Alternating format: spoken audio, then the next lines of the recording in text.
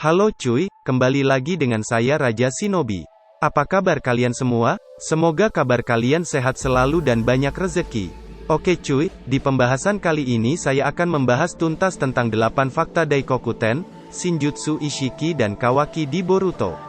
Nah cuy, sebelum lanjut ke videonya alangkah baiknya kita siapkan kopi sama rokoknya terlebih dahulu kita nikmati pembahasan kali ini.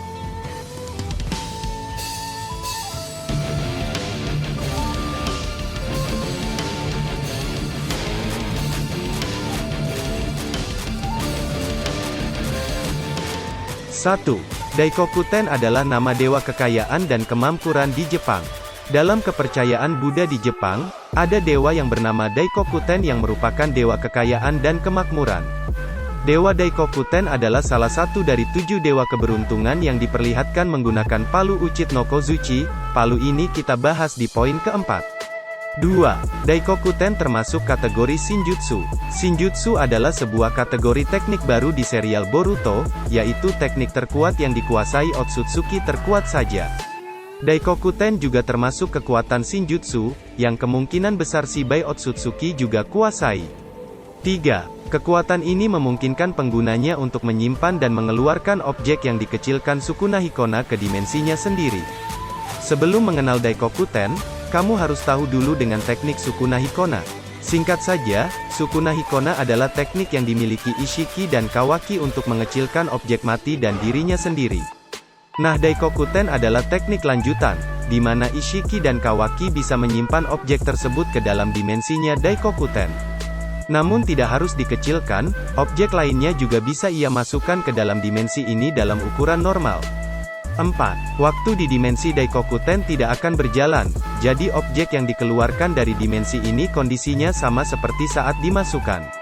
Ketika Ishiki atau Kawaki memasukkan suatu objek ke dalam dimensi ini, maka objek tersebut akan terjebak di dimensi di mana waktu tidak berjalan.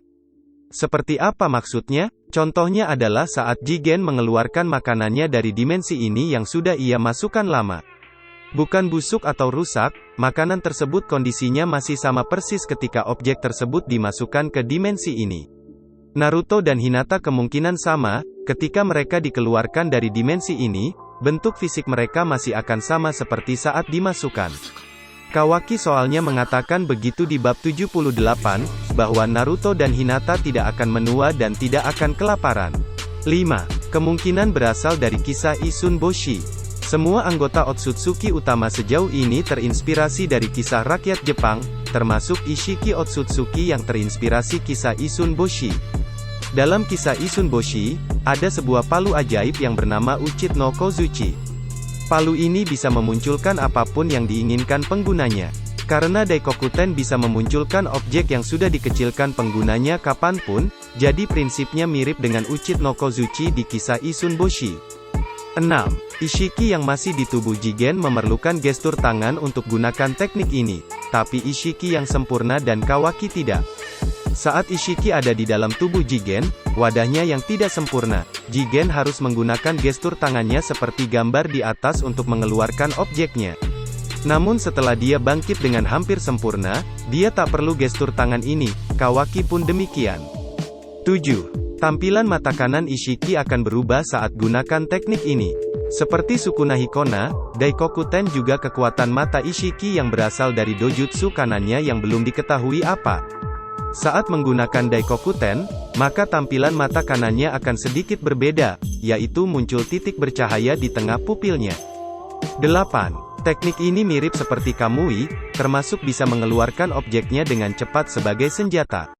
Daikokuten punya kemiripan dengan Kamui milik Obito dan Kakashi, yaitu sama-sama membuka portal ke dimensinya sendiri dan bisa memasukkan atau mengeluarkan objek ke dimensi ini.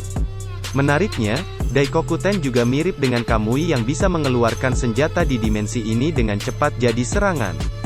Nah itu dia fakta Daikokuten yang digunakan Ishiki dan Kawaki, bagaimana menurutmu? Nah cuy, segitu saja video hari ini. Jika kalian suka dengan video-video seperti ini jangan lupa subscribe dan nyalakan loncengnya cuy, agar kalian dapat notifikasi terbaru dari Raja Shinobi. Yang mau request, tulis di kolom komentar ya.